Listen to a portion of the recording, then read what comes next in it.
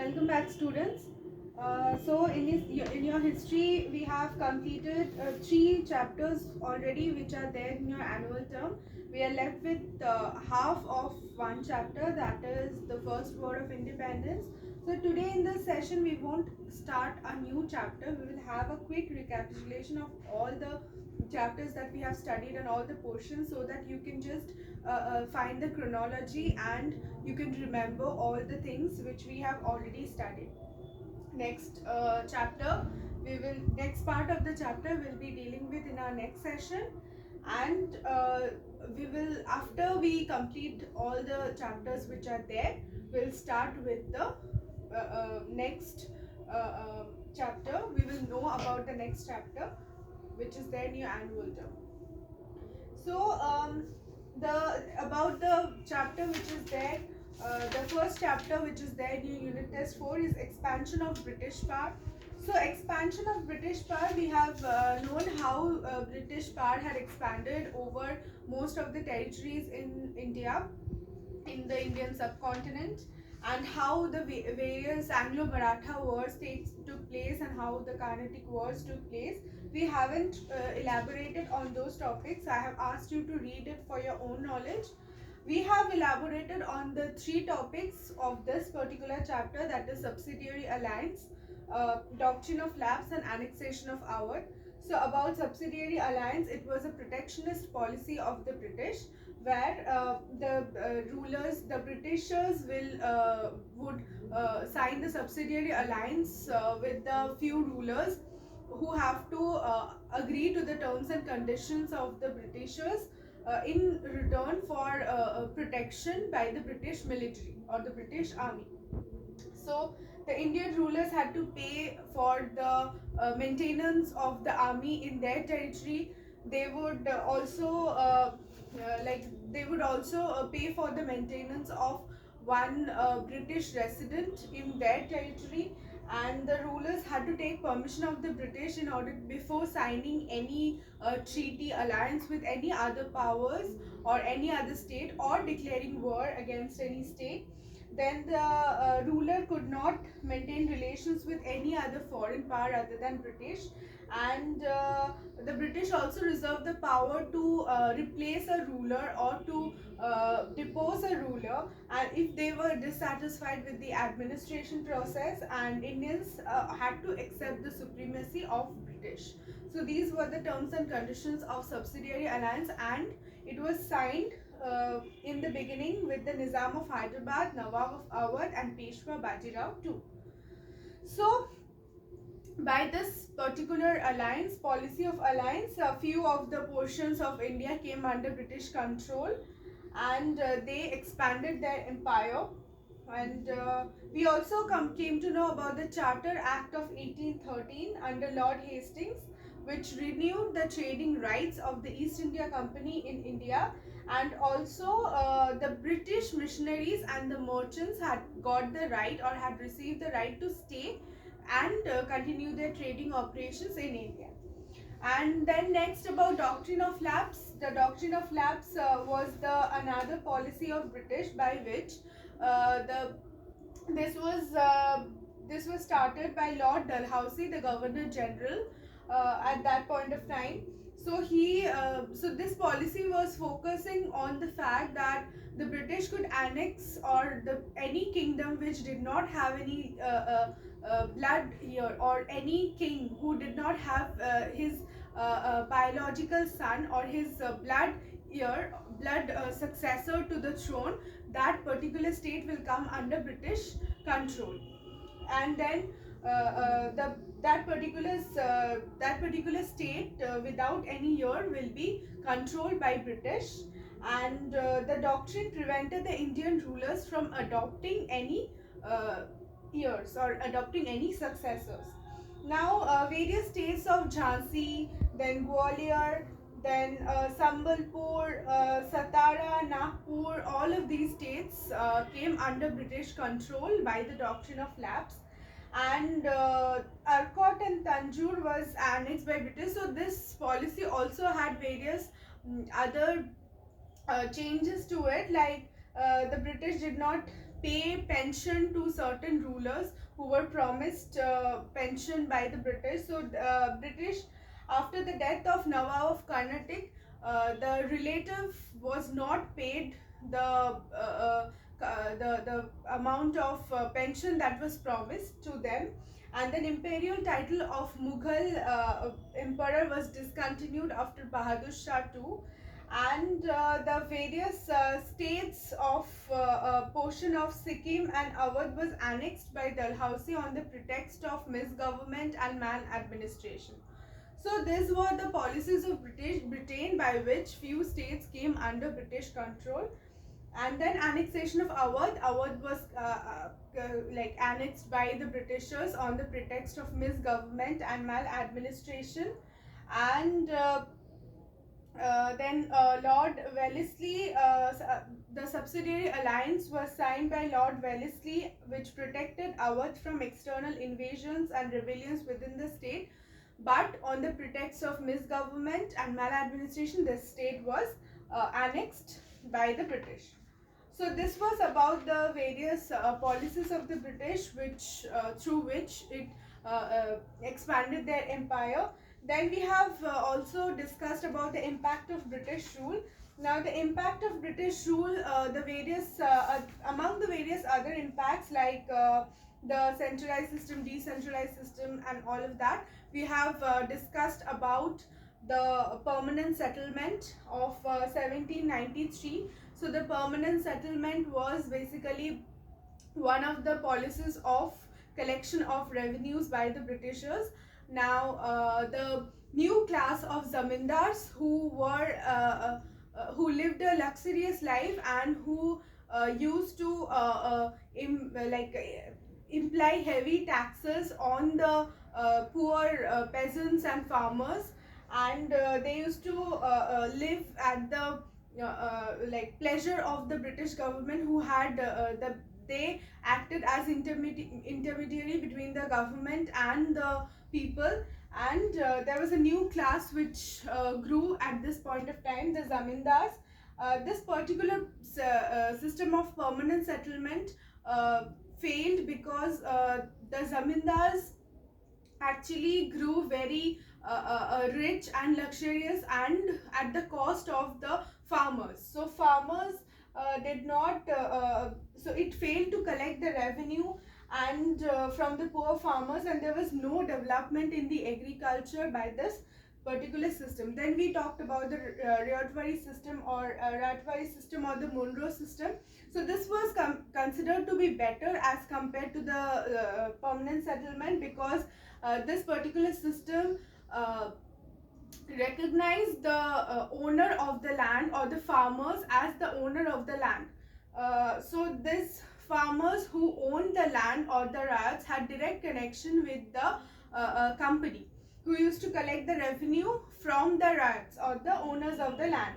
Now this was considered better as compared to permanent settlement, because this they believed that this had increased the agricultural it had helped in the improvement of the agriculture, increase in production, and the conditions of the farmers also improved, and the Britishers had direct connection with the farmers and recognized them as the owner of the land, which helped the farmers to increase their production, to improve their agriculture, and the income of the company as well as the income of the farmers is considered to have improved. Then this was not 100% successful. This actually led to the peasants or the farmers, the landless farmers were forced to pay the revenue, so they had to borrow the money and pay, and this led to increase in debts. And if they failed to pay the amount which was supposed to be paid, then the land which was under them or in their control would be taken by the company. So then the Mahalwari system. So the Mahalwari system was implemented in the western Uttar Pradesh, Madhya Pradesh, in this area. So this was introduced in Punjab also. So this was considered to be another land revenue collection system, where settlement of land revenue was made between the company and mahal or the village communities. Now this was considered to be an improved or improvised version of the permanent settlement, because this particular policy of this revenue collection, which focused on the fact that if one farmer isn't able to pay the required sum of money, then the entire village community or the mahal community could together pay back the amount which is supposed to be paid by one particular farmer. So this the whole village, so this was something which was like the burden of the revenue or the burden of the taxation could be shared by the entire community, so that the company does not incur losses and the people in particular or as a whole does not incur losses. So this was the idea behind the implementation of this particular land revenue system. The land revenue system, this land revenue system is considered as one of the best land revenue systems, but because of its positive features about sharing of burden of taxation between the whole of community.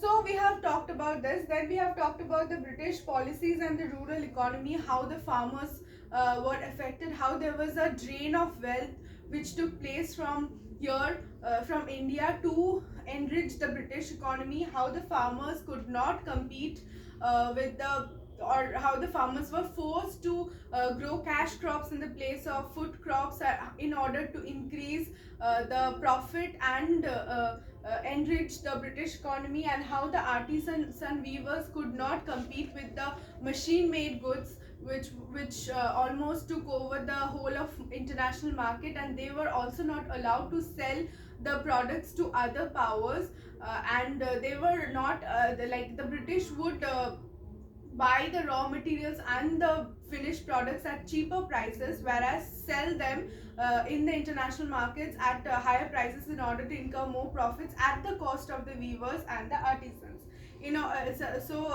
After facing all these problems, the machine made good, the indigenous handmade production, small scale production could not compete with the large scale factory made goods, and hence the cottage industries, the small scale industries were closed down, which led to increase in unemployment.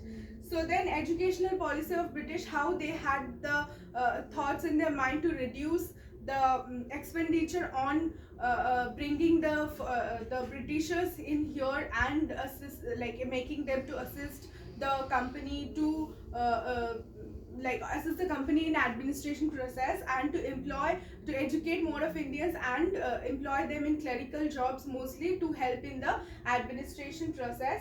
How they also wanted to like make a way for the, or clear a way for the Christian missionaries to come here and use English as a mode of instruction in order to convert more people to Christianity, as well as break the backbone of the cultural heritage of India and make them respect and pay due credit to the foreign rule and accept their supremacy in India. So we have also talked about Wood's Dispatch, how this was implemented in 1854, and various tenets, various features of this particular policy, and how this had how the effects of Western education have helped the Indians to unite amongst themselves, to come out of the superstitious beliefs, to come out of those thoughts or whatever things that they had, like whatever misconceptions they had, and to understand how they were being treated, and to understand about their conditions in India, and to revolt against the British. So this was a boon in disguise. We have also talked about the UN, the United Nations. It was created after the League of Nations failed, and it is successful in like stopping or preventing another world war to happen. So in 24th October 1945, the United Nations was established formally, and it has 6 organs. So the General Assembly, the Secretariat, the International Court of Justice, then the Trusteeship Council, and the Security Council. So the five members of this United Nations, the five permanent members are USA, UK, France, China, and US, UK, France, Germany, China, and Russia. So these are the five permanent members of UN, and how the various organs of the UN work, and there are other specialized agencies which focus on particular problems, social problems, and tries to eradicate those. How the specialized UN organs like UNESCO, UNICEF, ILO, then this FAO, then WHO, all of these agencies work for the betterment of the nations, and how they work for prevention of another world war also. So then we have started this chapter on first word of independence, which where we have concentrated on the causes of the revolt, the political, the economic, immediate, and the military causes. All the causes which led to the first war of independence in 1857, and the immediate cause, which is the most important, the introduction of Enfield rifle, which used the cartridges, and the cover of the cartridges was made of the pig fat, and the soldiers had to tear that cartridges, the cover of the cartridges, with their teeth, and then use those. So this was denied by the both the Hindus and the Muslim soldiers, which fueled up the revolts in various parts, in Barakpur, in Vellore, in various parts of India. And finally this was a Sepoy mutiny. This was a mutiny which was spread over certain parts of India, which finally led to the first war of independence, and this sowed the seeds of this independence. So this is the total recapitulation of whatever we have studied in unit test 4 till now, and we'll be dealing with the rest of the parts of the syllabus of unit 4, and we'll start with the annual term syllabus after completing that one. So that will be all. Thank you.